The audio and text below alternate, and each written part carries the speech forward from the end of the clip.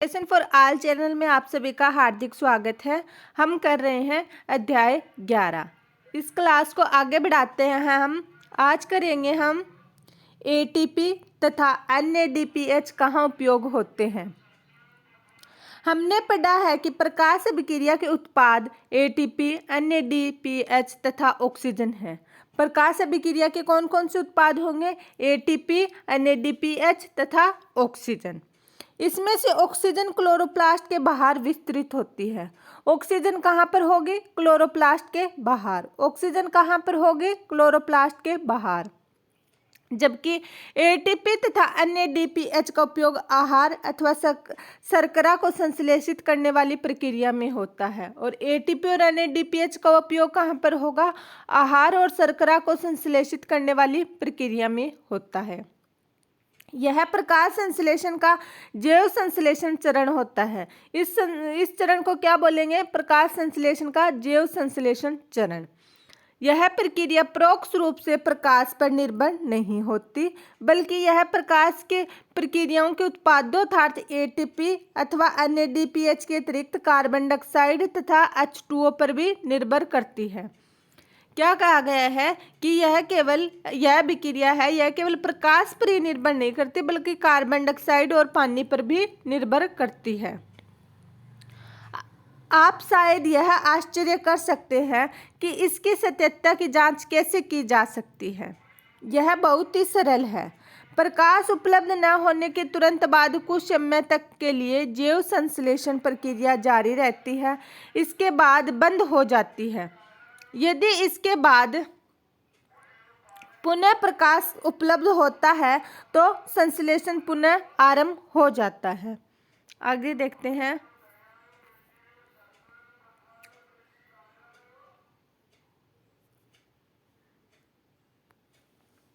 अतः जैव संश्लेषण चरण को अप्रकाशीय विक्रिया, जिसे डार्क रिएक्शन भी कहते हैं, कहना क्या मिथ्या है? अपने साथियों के बीच इसकी चर्चा करें। आइए अब देखें कि जैव संश्लेषण चरण में एटीपी तथा एनएडीपी का प्रयोग कैसे होता है।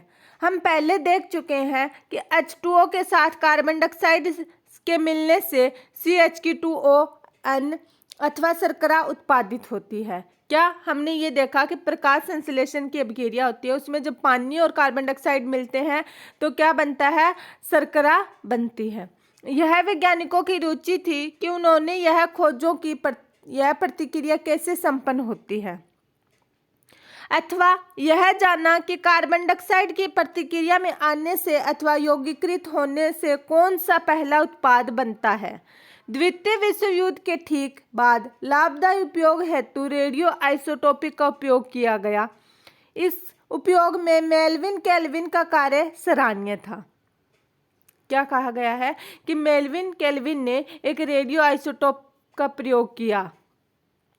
उन्होंने सवाल में रेडियो एक्टिव कार्बन 14 का उपयोग प्रकाश संश्लेषण अध्ययन में किया। किसमें? एक सवाल में कार्बन 14 का उपयोग प्रकाश संश्लेषण के अध्ययन में किया।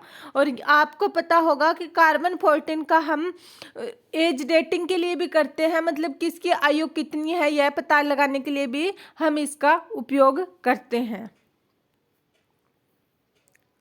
आगे देखते हैं।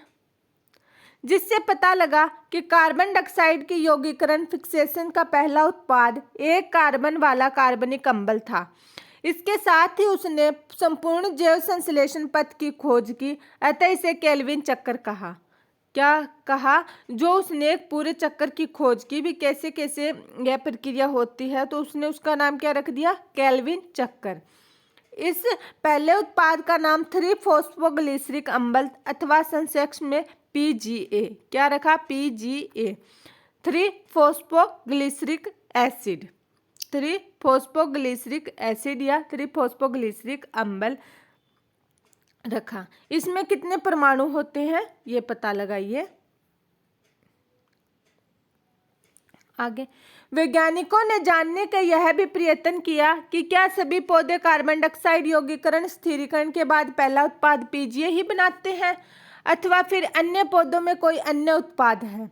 बहुत सारे पौधों में व्यापक शोध किए गए जहां पर कार्बन डाइऑक्साइड के यौगीकरण का पहला स्थायी उत्पाद पुनः एक कार्बनिक अम्ल था जिसमें कार्बन के 4 परमाणु थे।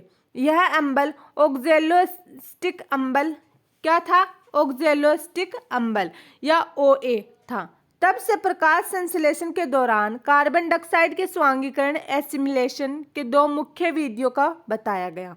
जिन पौधों में कार्बन डाइऑक्साइड यौगीकरण का पहला उत्पाद C3 अम्ल PGA था उसे C पथ और पहला उत्पाद C4 अम्ल OA था उसे C4 पथ कहते हैं। इन दोनों समूहों के कुछ अन्य विलक्षण भी होते हैं जिनकी चर्चा हम बाद में करेंगे।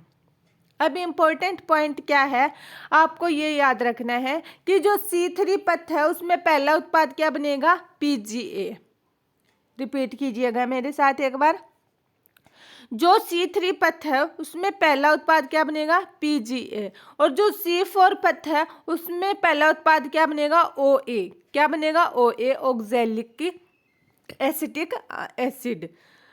C3 पथ में पहला उत्पाद PGA बनेगा, हमेशा याद रखना है। और C4 पथ में पहला उत्पाद क्या बनेगा? OA। अब आगे देखते हैं हम कार्बन डाइऑक्साइड के प्राथमिक ग्राही।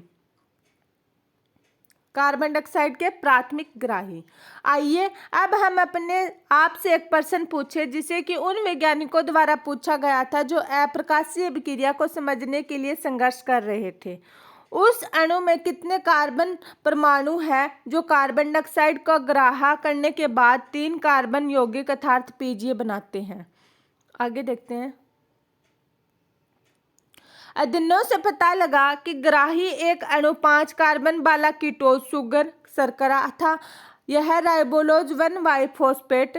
RUBP की फुल फॉर्म क्या होगी? राइबोलोज 1,5 बाइफॉस्फेट। आप ना ये बेसिक क्वेश्चन बनते हैं, इनको आप अंडरलाइन कर लीजिएगा। ये छोटे छोटे जो नाम आते हैं ये एक एक नंबर के क्वेश्चनों में आ जाते हैं। मैं इनकी फुल फॉर्म लिखिए, पूरा नाम लिखिए।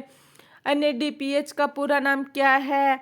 RUBP का पूरा नाम क्या है? तो RUBP का पूरा नाम क्या होगा? राइबोलोज 1,5 बाइफॉस्फेट। रिपीट कीजिएगा, राइबोलोज 1,5 बाइफॉस्फेट।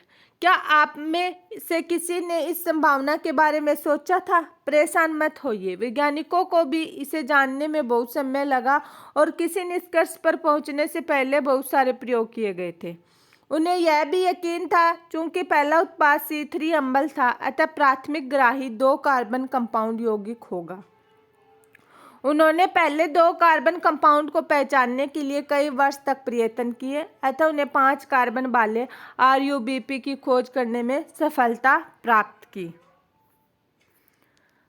आगे है अपना केल्विन चक्कर। इसको हम कल की क्लास में हम सिर्फ केल्विन चक्कर करेंगे, साथ के साथ ही इसे याद भी करेंगे। सिर्फ पढ़ेंगे नहीं, याद कर लेंगे। छोटा सा टॉपिक है लेकिन इम्पोर्टेंट है, मस्ट इम्पोर्टेंट है, इसको हम याद भी करेंगे।